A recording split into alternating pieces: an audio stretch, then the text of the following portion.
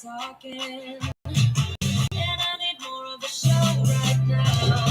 It's time that you make your mind up. It's lately all it ever does is change. Feels like we're only talking, going round and around, back around. We'll fight like no other every day. I won't stop like the others. I will stay. 'Cause now is the right time. I'm feeling alright. I'm playing a game like I know I can win right now. So fun after tonight. 'Cause loving is like I'm gonna get it tight up so high. I'll be turning around. It's like I'm gonna be turning around. Playing a game like I win tonight. Do it on my way. I'm gonna show you what I'm going through. Get you out of your comfort zone. 'Cause I need more of the truth right now. It's time that you make your mind up. 'Cause lately all it ever does is change. Feels like we're only talking. Going round and round, back around. We'll fight like no other every day. I won't stop like the others. I will stay. 'Cause now is the right time. I'm feeling alright. I'm playing a game like I know I can win right now. So come on, got me up tonight. 'Cause loving is like I'm gonna get it tight up so high. I'll be turning around. I'll be turning around. I'm playing a game like I win tonight. Don't forget it. Don't forget it. Don't forget it. We'll turn this around. Don't forget it. Don't forget it. Don't forget it. We'll turn this around. You know that I don't take the call. You know I feel like breaking rules. On the edge, looking out with a parachute. You know I'm dreaming about us two. Playing around without a clue. On the edge, dreaming out. With us, it's all or nothing. Oh, but guess I didn't wanna do. With us, it's all or nothing. But guess I didn't wanna do. Say it during night, but in the morning you're to sleep. With us, it's all or nothing. Oh, I didn't wanna do. With us, it's all or nothing. But guess I didn't wanna do. Say it during night, but in the morning. All right, I am live on Instagram. I'm going live on Facebook, YouTube right now. Let me just get things rocking and rolling, and we'll get going. All right, I am live on all the platforms right now. Hey, happy Friday. I hope you guys are doing incredible. Welcome to this edition of Money Mentoring Over Coffee. Hopefully we'll have some questions coming in, some things to talk about. I see people where you're coming in from. Say hello. If you're on Facebook, do me a favor, put your name in, because sometimes it comes up as Facebook user, and I want to be a little more personal than that.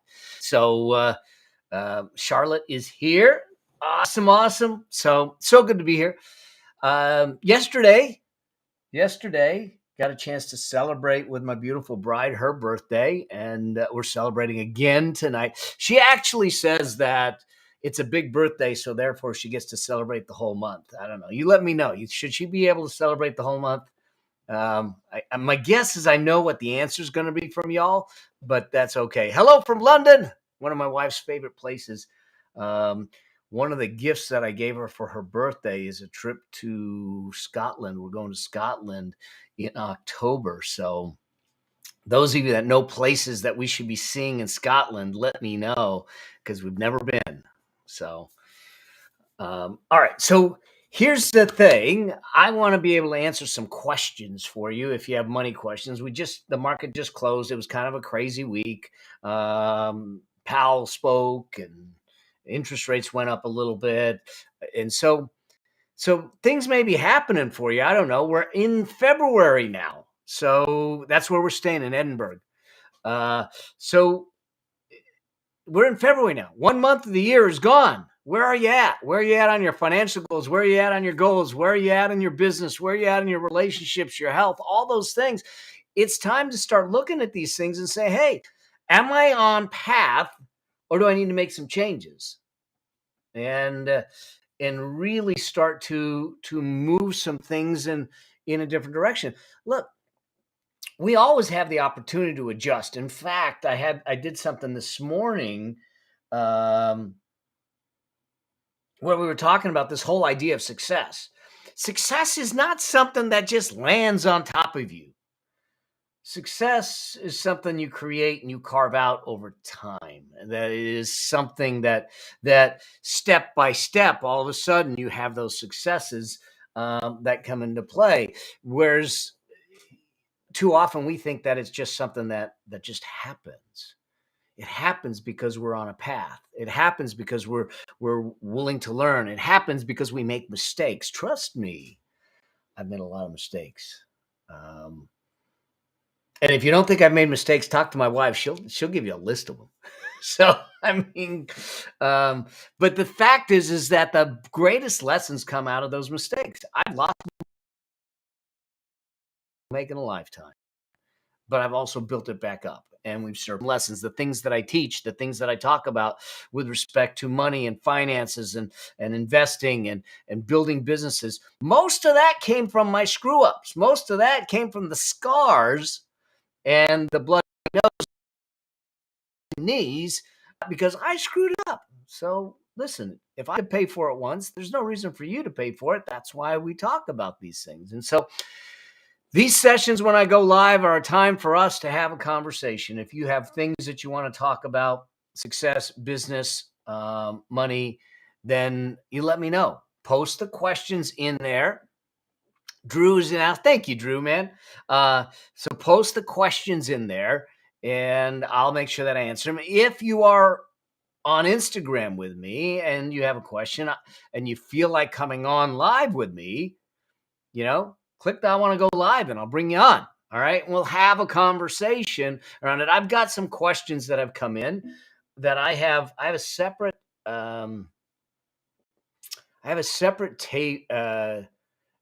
site called askmelnow.com where you can go and submit your questions and I collect these questions and I'll do these lives and start to answer some questions. And the questions, a lot of them are money related, but they don't have to be money related. I get some that are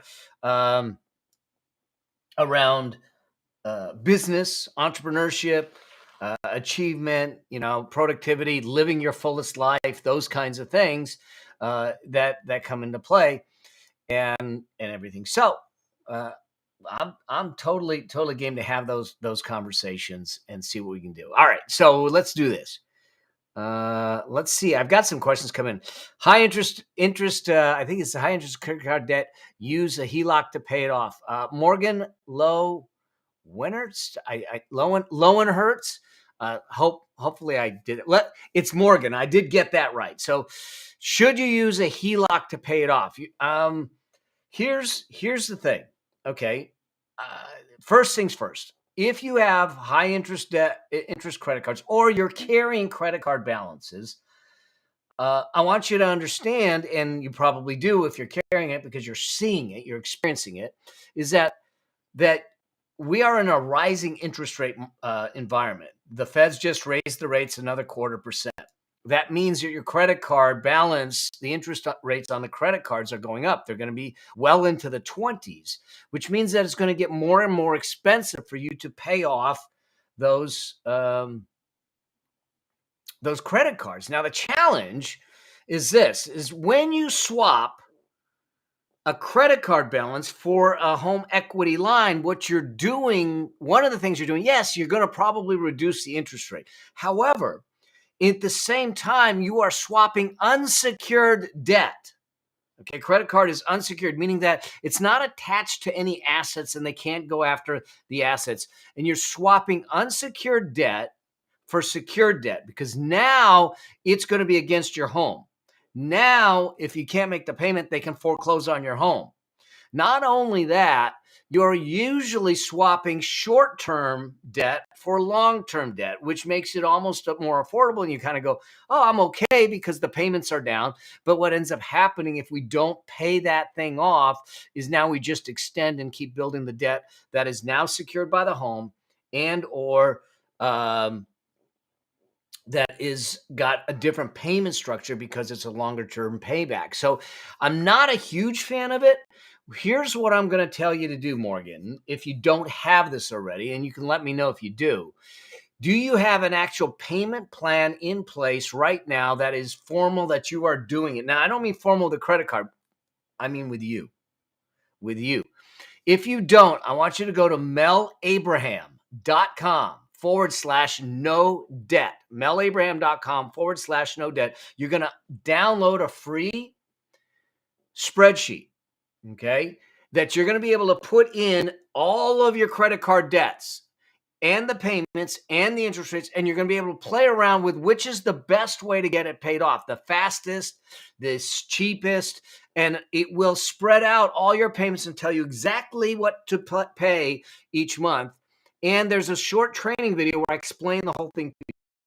I want you first on that type of a program. Second, I want you to make a call to your credit card companies and negotiate the terms of your credit card. They are negotiable. Now, if they don't at the very beginning want to negotiate, then you escalate it. Let me talk to someone else. Let me talk to someone else, or you call back. I actually did an episode on my podcast, on my show on YouTube. Look for it, about negotiating with your credit card company. So before I put anything against a home, I would negotiate and I would set up a payment plan. And then the third thing I would do is I'd start looking at my expenses and say, what can I cut that I'm actually not using, and use that to start paying these credit cards down. So hopefully that helped a little bit, Morgan. But I'm going to try and get you to avoid putting it against the house. Okay.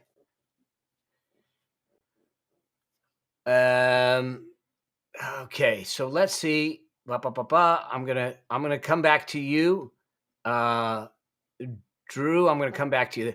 It's real estate, hold first position, underline. Okay, so let's do this. Right, Drew's got a great question. He says, "How do I feel about a $100,000 investment that pays 1% per month?" And I'm going to come back to the divorce and money segment because I want to bring you on. So please, if you can stay with me, financially fit divorce. Please stay with me here.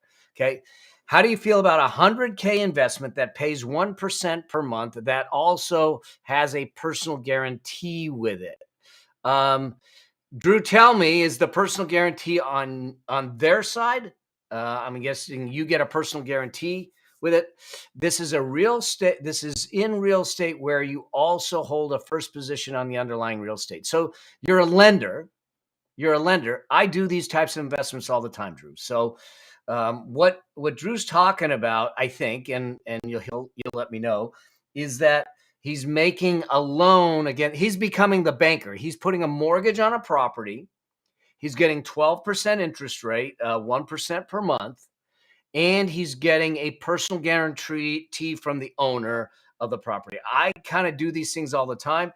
The question really is, what's the loan to value related to it? So, and for those that you don't that are new to this, when I say loan to value, let's say that the property is worth $200,000 and he puts a loan on it of $100,000. So 100,000 over 200,000, that means it's a 50% of the value is in the loan. So that's a 50% loan to value. Obviously, the higher the loan to value, the more risky the investment is. If Drew's making this investment of 100,000 and the loan to value is down at 50%, it's a $200,000 piece of property. He makes a loan at 100,000.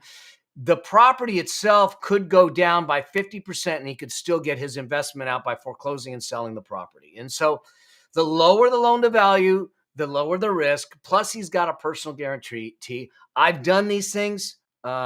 So I think it depends, but I kind of like it. Correct, private lending. Yeah, that's what I've done that. We can talk more about that, Drew, but I think that it's totally something. I've got a couple of them right now that they just pay me every month, every month. So cool. All right, let's go back to this question. Financially fit divorce. She says, "Can we talk? Can we talk live about divorce and money? We can chat." Okay, tell me what it is. Uh, if you're still there, let's see if you can come on live with me. Go live. Let's see. I'm gonna be able to try and write some things just so I can take notes if I need to. Um, hey there, how are you? Good. How are you? I am doing well. I'm going to have to repeat what you say so everyone here on Facebook and everything is there. So first off, let's let everyone know who you are. My name is Pam Friedman. I'm a certified divorce financial analyst. I've met you before through birthday. Yep. Always excited to hear what you have to say about everything financial. Oh, absolutely. Thank you. So tell me what's going on. So, I mean, we're having lots of follow-up. I had a divorce case. It's not my case. It's a friend of mine. It was also a CDFA. And 6 years after her divorce, her husband has filed bankruptcy. She never changed the warranty deed on her house, and now she might lose her home. Yeah. So we've been talking a lot, not just about the numbers, but about the follow-up. When you make a decision to do something financial, whether it's splitting from a partnership or splitting from a relationship, yeah. as a financial component, you got to follow up. Well, so this is huge. And for those of you on Facebook, let me explain what you just said. She's a client or someone that she's working with that went through a divorce, and they went through a divorce, and in the divorce they do a property settlement. So someone gets part of the home, someone gets the business, someone gets these assets. So they do the settlement. The problem with the divorce in a lot of cases is that there's a lot of legal things in there, and if you don't follow through with it properly to make sure that everything is clear and clean, you stand to have a problem. And this person didn't follow through on the house to make sure that the ex was no longer on the home, and the ex 6 years after divorce is declaring bankruptcy. And now this home is getting tossed into a bankruptcy that it should have never been in. And here's where I see this, and this is not just with divorce.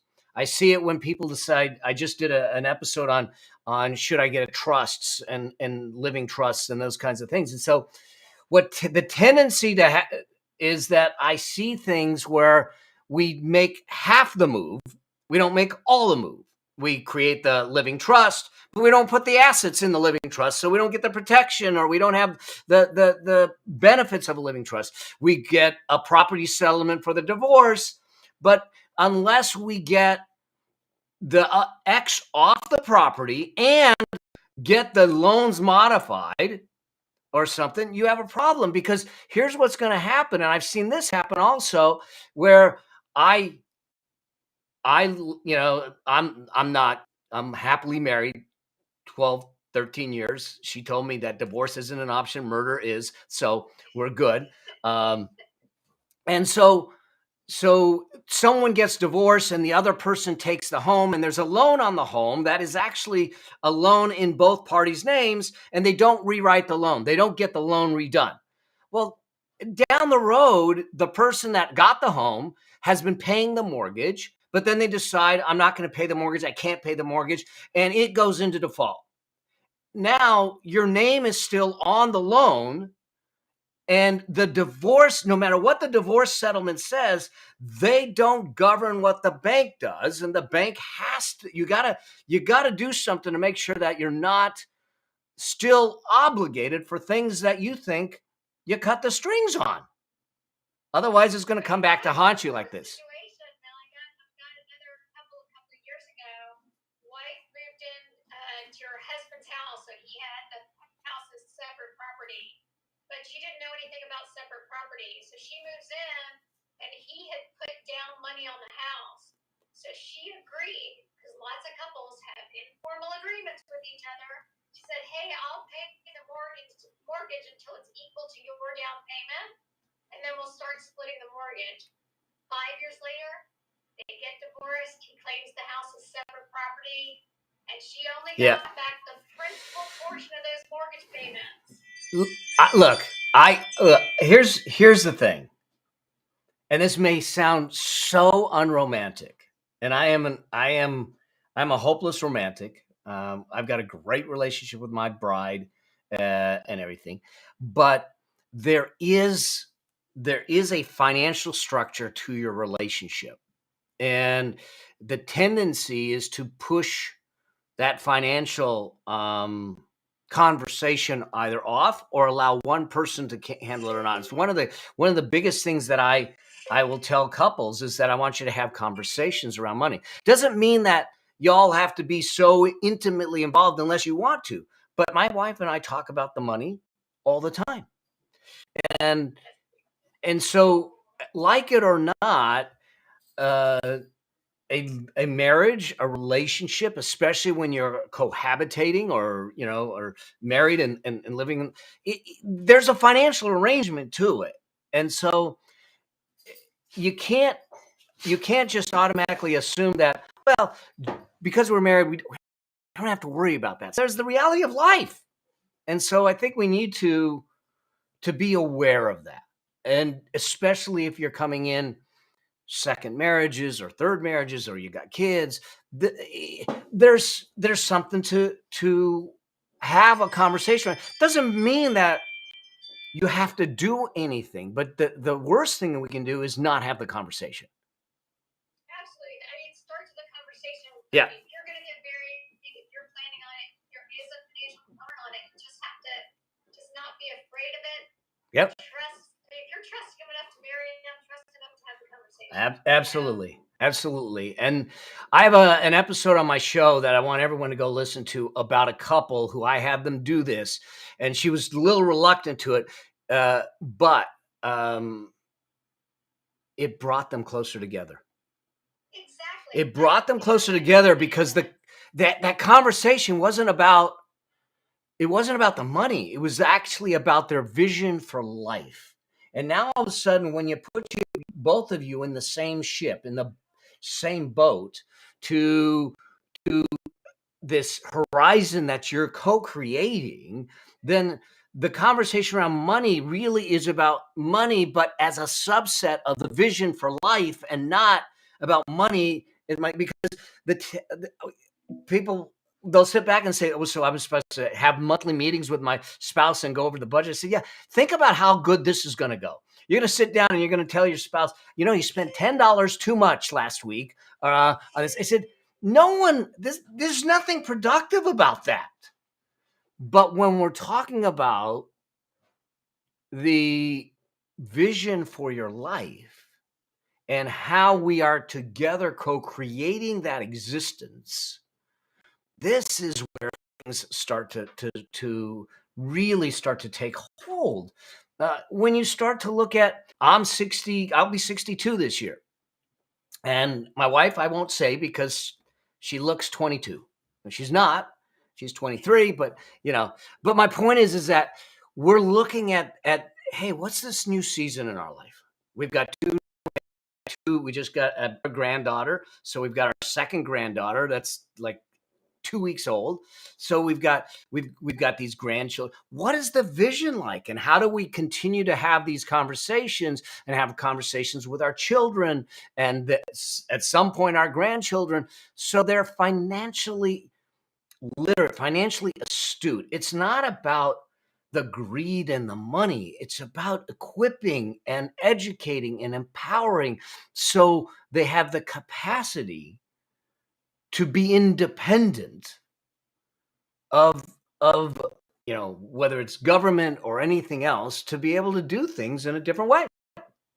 So fun to have you on. Thank you so much for coming on. Thanks for having me on, Mel.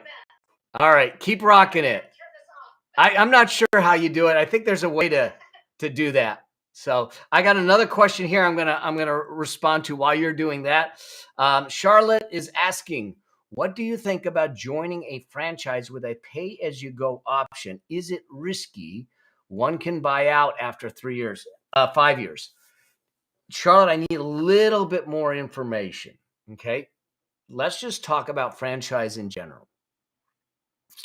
The reason we buy in franchise is because we want to have the ability to. We want to. We don't want to build from scratch. And when we buy into a franchise, we actually get their operations, their systems, their processes, their recipes, their everything. So it's proven, and for that you end up paying a royalty. Um, and you pay a franchise fee. Also, though, they can tie your hands on things. So I think that that is really important for us when it comes to that franchise. What does that look like? What are the terms of the franchise? What is the lock-in? Are they locking what you can do? Are they going to allow competitors into a regional space? What is, when you say pay as a go option, does that mean that they just take a percentage of whatever you make? Great, that's possible, because then, are you on the hook if it's not successful? But how long do they take that percentage for? All those things start to come into the evaluation of it. I'd love to get more information, Charlotte, uh, and talk through it a little better so I can give you more direct input. But I think that it's an important thing to look at all the details, make sure that you have conversations with other franchisees that have done it, what it has been like to be a franchisee. How was the training? How was the support? How was the reporting? How was the payouts? Were there any issues? All those things come into play. And depending on the franchise, some of them are more risky than others. Some of them are more established. Some of them have a success pattern to it, that they know they go into certain locales with certain criteria, certain demographics, and they make it that way. So hopefully that helps. All right, Kelly, I'm loving this conversation. Communication is so important, Kelly. This is something that we don't do with money, with wealth, is we don't have the conversations. Communication is huge. I I I think communication is one of the most powerful skills that we can ever nurture in ourselves. And I didn't understand this when I was going to college. And the fact of the matter is, I was going to be an accountant. So all I figured I needed to know is spreadsheets and columns and rows and mathematics. So I didn't have to worry about communicating. But because I started to speak and because I started to testify in trials as a financial expert, I realized communication's huge. But not as huge was it huge in my professional career. It's huge in every aspect of our life. Think about it. All problems, no problem. Let me put it this way: no problems will get solved if we can't communicate in a relationship, in society, in communities, in the world. I mean, if we look at some of the problems that we see around us, most of it comes down to the fact that people aren't communicating. They can't have a reasonable dialogue that comes to some productive conclusion. Doesn't mean it's your conclusion, but we come to some productive conclusion and move on. But we don't. We choose to not have the conversations, and we resort to something worse. And it causes dissension, it causes distrust, it causes wars, it causes all these other things. And yet, the only way we can solve it ultimately is through communication. And when we reduce that down to just our own personal lives, your ability to communicate, whether it's money, whether it's relationships, whether it's health, all of that stuff is going to change the richness of how you experience those relationships. And I think it's huge. So, um, Charlotte says, okay, I have the contract details and they have a meeting set for me with the franchisee giving training. Thanks. It's really okay. Good. Good. It is a pet support business for pet parents and veterinarians. Oh, don't get me caught up in that.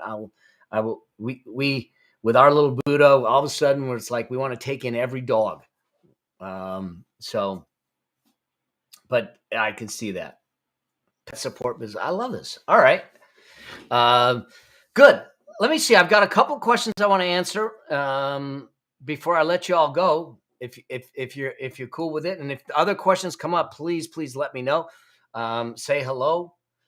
So the first question, this one says, do you recommend basically the question is, do you recommend having your emergency fund, what we call a peace of mind fund, in just a traditional savings account? Or can I use it in other types of accounts? For instance, a health savings account, a flexible spending account. So all those things. So let's just talk about what the peace of mind fund is for. And we are in a time of uncertainty. We're in a time where there's going to be some, let's just call it volatility. Do I think, some people are saying we got a recession, some people are saying we don't. It doesn't matter, okay?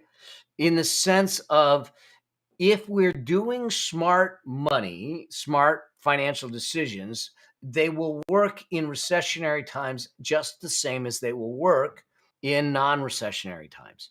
I think that the important thing is to really start to look at, I want to have some liquidity. Okay.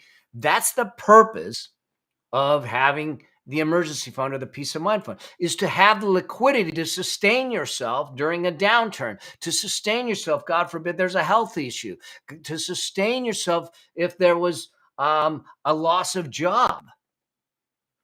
So you don't have that stress and strain. The fact of the matter is that financial stress on a relationship is one of the biggest stressors in a relationship. There was a study that came out where it ranked it as one of the top 5 stressors in people's lives. And one of the ways to take that stress off is to make sure that you have liquidity to sustain yourself when you start to have potential challenges. And so the emergency fund, or the peace of mind fund as we use it, is there to do that. Now, that doesn't mean that you park it in a corner at 1.1%, interest rate, and you get nothing on it. As much as the interest rates have gone up, the good part of that is that the savings rates have gone up. But you would need to go to a high yield cash account at a bank. And so I would put my emergency funds in a high yield cash account. I'm going to give you 3 criteria for a high yield cash account. I'm going to tell you where mine are. I got nothing in there. I don't get any commissions. That doesn't matter. Any of that type of stuff. So there's 3 criteria for a high yield cash account. 1, it must be 100% liquid. Liquid, meaning that you can get it in a day's notice. Okay, you don't have to wait. It's not locked up for for a year or 2 years or 6 months. Okay. 2, it is insured. Okay, it is insured, meaning that if the institution goes under, your money is secure. It is insured. And 3, there are no fees. Y'all are giving them their money. They shouldn't be charging you for them to hold on to your money. So there are no fees. So it's liquid, no fees, and insured. Where do I have mine? Okay. You can find these places out at go to bankrate.com. You can see what the best savings rates are. Watch for the teaser rates. There are going to be those out there that say, hey, we're going to give you 5%, 6%, but it's only 5 or 6% for the first $5,000. And then it becomes an issue. So be aware of that. There's a lot of them out there. I have most of mine right now at Wealthfront. Okay. I have some at CIT. I've had some at Marcus, and I see that in the chat. But I have it at Wealthfront. They're right now, they just moved it up. They're paying 4.05% on their Cash Connect account. is insured, and it is insured not for the typical $250,000. It is insured up to $2 million, so you can have higher dollar amounts in there at an insured level. There's a couple things that I think are really important here. If, and many of you should consider whether you have a trust or not, like a living trust or anything. And if you're not sure about that, go watch my episode on trusts to see what the differences are and what you need to do to make that happen. But a lot of the institutions, and Marcus is one of them, will not allow you to put the accounts in the trust name. Well, that can potentially be a problem with probate and other things if you're not careful. Wealthfront will allow you to put it in the trust's name. So there's some nuances you want to be aware of. But like I said, I don't have a dog in this fight at all. In the sense that you go, what I want to make sure is that it's insured, it's liquid, and there are no fees. And you can go to bankrate.com, check them out. Like I said, I have a good 90% of my stuff, including my mom's stuff, is at Wealthfront. I have a little bit at CIT Bank, which is a division of First Citizens. I have an Ally account, but I haven't funded. I have a Marcus account that I had funded, and I moved it. And it just being full disclosure, it doesn't mean that they're bad. I still have the accounts, and I will move things around as needed. But the bottom line is, the answer to this question is that if the money that you're putting aside is for your emergency, then it must be liquid, it must be insured, and it must be no fees. You're not investing in the stock market. You're not putting it in something that locks up, because the purpose of an emergency fund is to have it there and available when you, God forbid, need it. And hopefully it's never. Okay. And if it's locked up, you can't get to it. The definition of an emergency is it was unplanned. So you can't plan for it. So the fact of the matter is that I want to keep it there. Now, some people will say, but then I'm losing money to inflation. I get it. Yes, conceivably you are. However, we need to understand, and I talk about this a lot, that every dollar has a purpose. Every dollar has to have a job description. And these dollars' description is to give you peace of mind, not wealth creation. The rest of the dollars we're going to put into wealth creation, but we need to have the peace of mind to operate. So hopefully that makes sense. Great conversation. All right, let's see. I think I have time for one more. What came in? Okay. I want to buy a house. Okay, this is from Jenny. She says, I want to buy a house, but I can't really afford it completely. And so I'm questioning whether I can buy a house and kind of bring in a roommate or two roommates to help me make it more affordable, because I know that you don't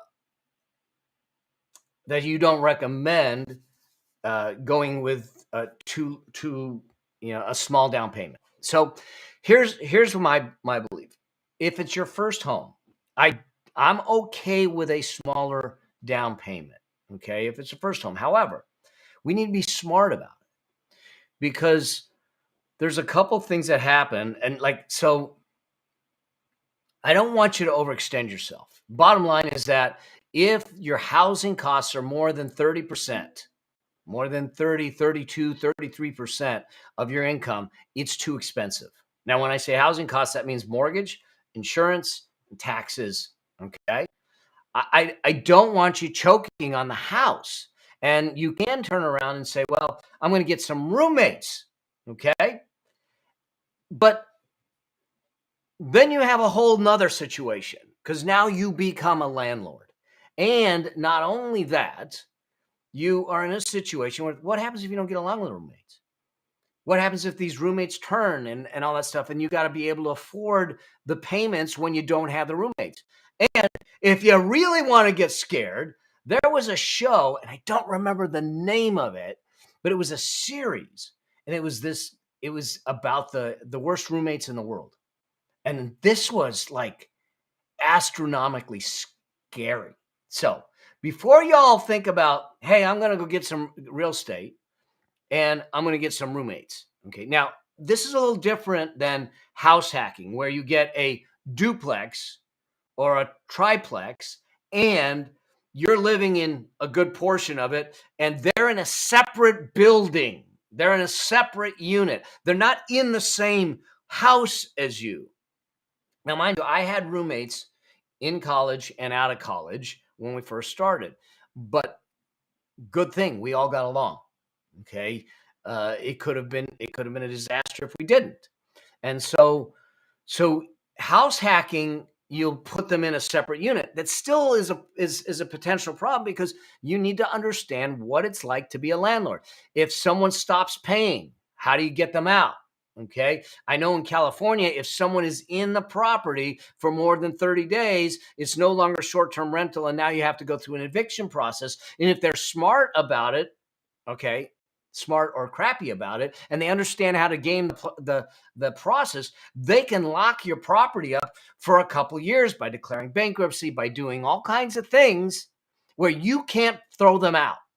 And now you can't sell the property, you can't rent the property, you don't have cash flow coming in. So I am reluctant to say to you, hey, yeah, go get a bunch of roommates so you can go get this house, this property, and your first property, and live under the same roof. Especially if you don't know them. The roommates I had, we knew. We went to school together and we spent a lot of time together, so I knew them. So I'd be really careful about it uh, in doing that, and realize that the buying of a house is a long-term decision.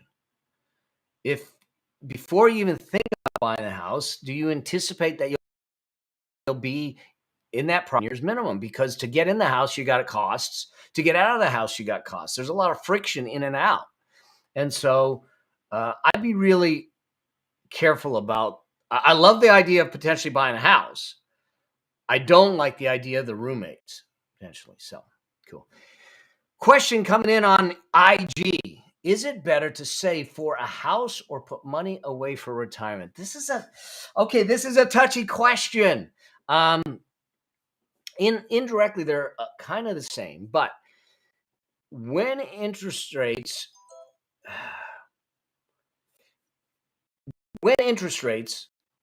were lower, it was an easier answer than it is today, because the cost of homeownership is actually two, maybe even in some cases 3 times more, because interest rates are 2 to 3 times more of what you could get. You can get 2%, 2.5% rates before. Now you're in the sixes. Okay. 5 and change, 6 and change, depending what it is. But here's the thing that I think we ought to look at. One, the power of time to create wealth is huge. Okay. And so that the sooner we get the dollars working for us in building an investment portfolio, the better off we are. Now, that can be in real estate. The real estate has management to it and other costs to it, whereas stocks or ETFs and index funds typically don't have those kinds of costs. And long term, they grow.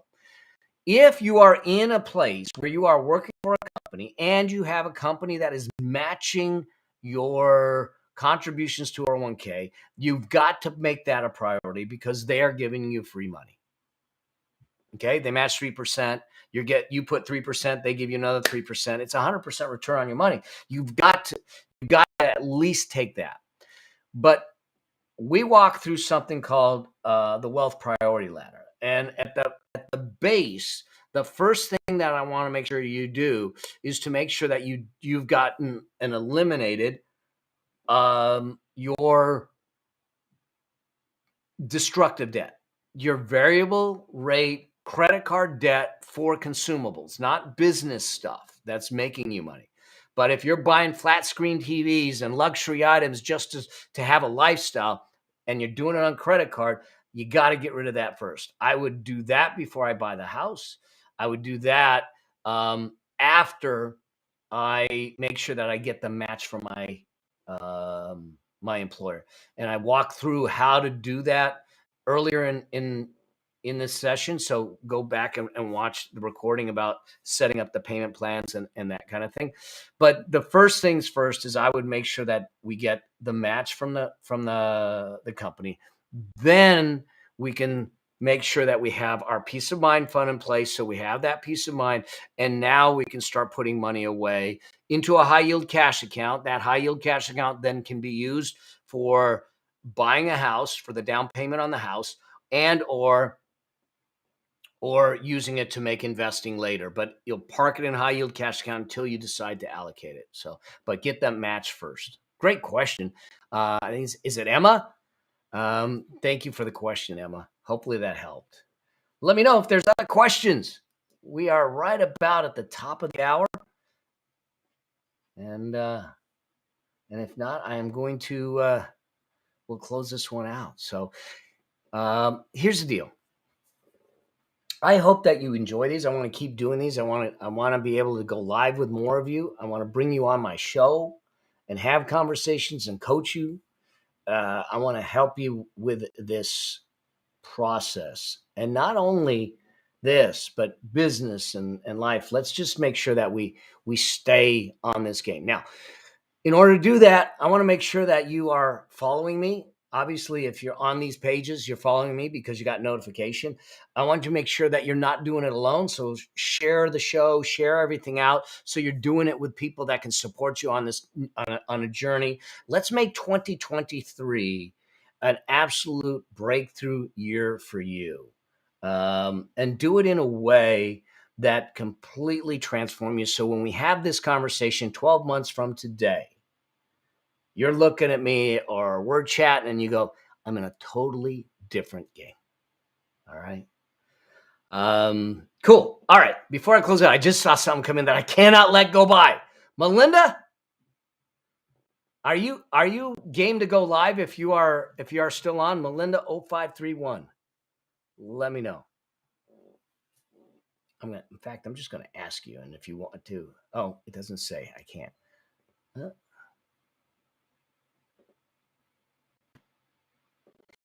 So her question, my thoughts on college student loan. All right. She's driving. Okay. Don't come on live, but just listen and please drive safely. All right. So let's just talk about this. I'm going to get on a bit of soapbox. I'm going to look at things a little differently. Here's my thinking. We have a financial crisis in our country today.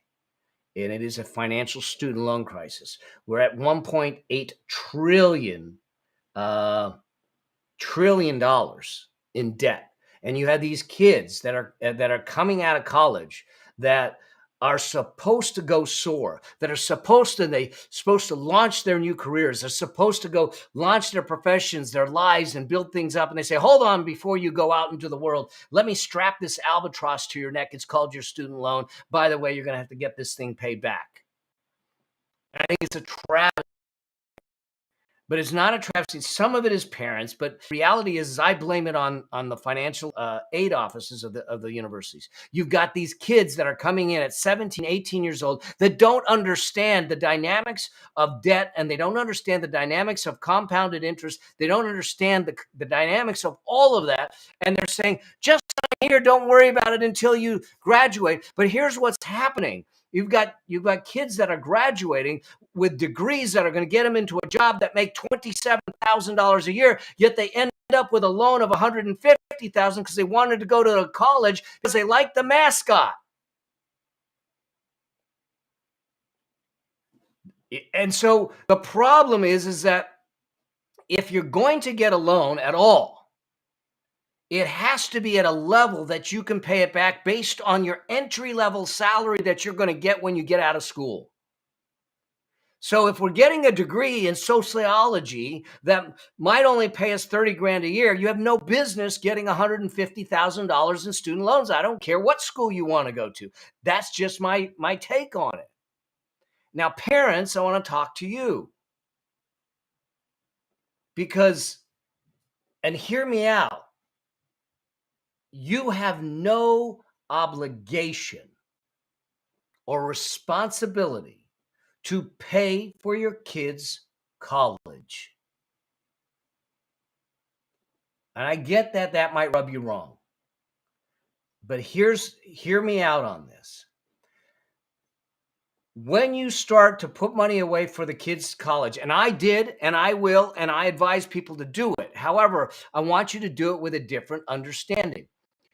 The understanding is this: we don't know if our child is going to go to college. We don't know if they're going to finish college. We don't know any of that. And so what you're doing is you're putting money aside to take care of a potential thing that is uncertain before you're putting money aside to take care of something that is absolutely certain. And what's absolutely certain? Your financial future, your need to retire, your need to take care of your financial destiny. At some point, you're going to stop working. That's a certainty. We have to fund that and make sure that we have a plan and that thing funded before we're worried about funding the uncertainty of their college. That's one. Number two, I look at it and say, it's important for us then to start having conversations with our children. They don't get to pick their college because they like the mascot. And if they like the mascot and that college is expensive and they want to go for a degree that isn't going to pay for it, then they need to figure out how they're going to get scholarships. They need to participate in their own success. You need to engage them and enroll them in the process to do that. And there is nothing wrong with them going to a 2-year junior college and then transferring in.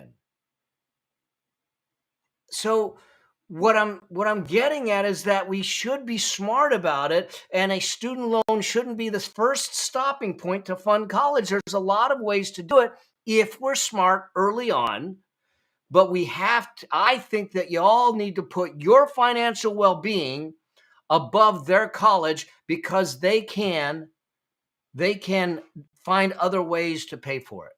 Okay? Scholarships. I worked while I was in school. Okay? Jobs. Okay? All those things that can come into play.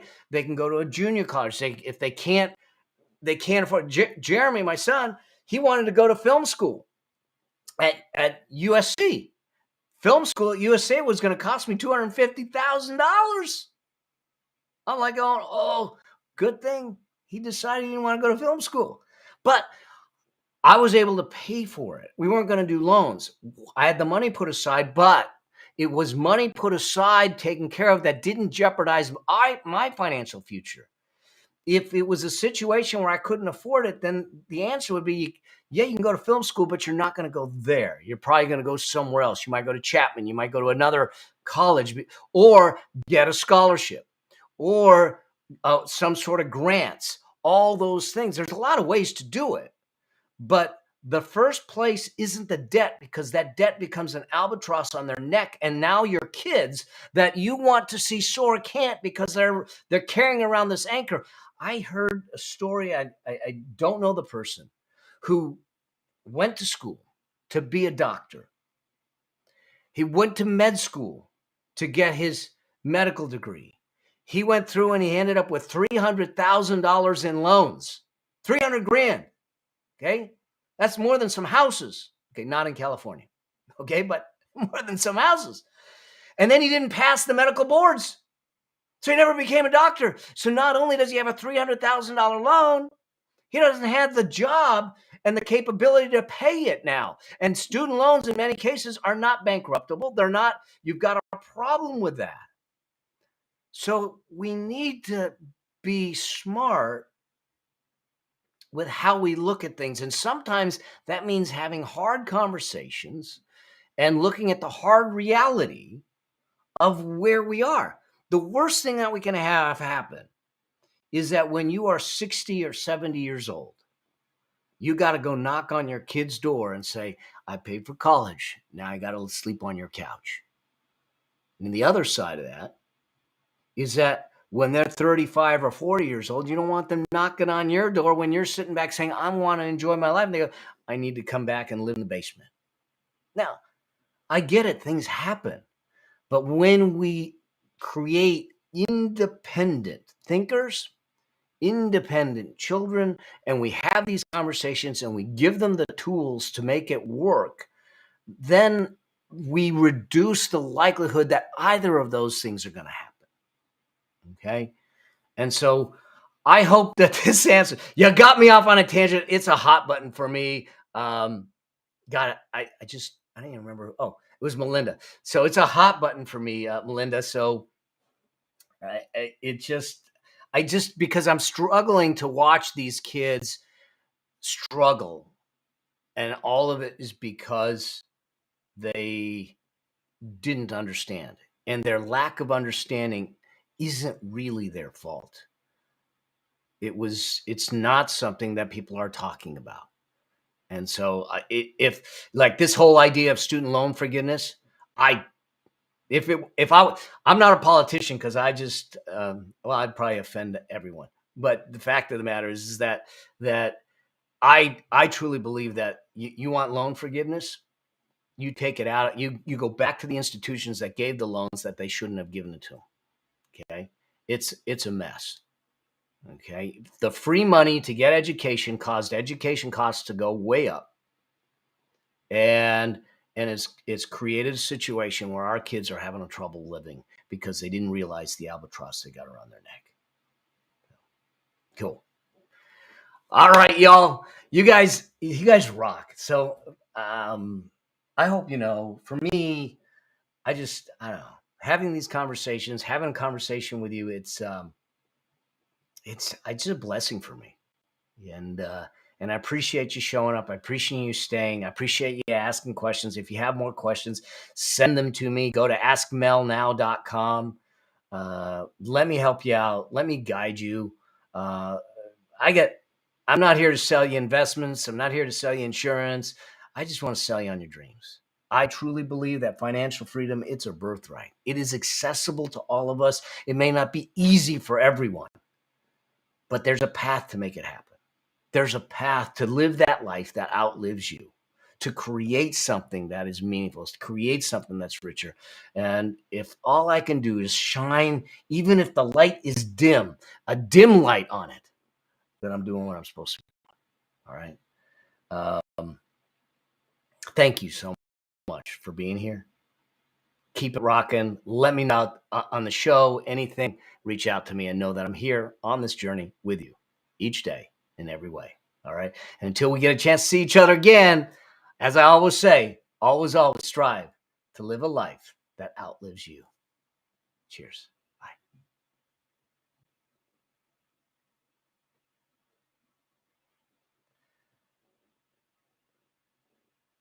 Oh, Ashley, I'm still on with you. Ashley, thank you so much. It's been way too long. We ought to catch up. April says she found me at Allison J. Prince's podcast. Oh my God. That was a while ago. I love that girl. She is so amazing. So I make money less daunting. I hope so, Charlotte. That's the hopes. All right. Y'all, you have a blessed weekend, y'all. And let's keep on rocking. We'll talk next week. All right. See ya.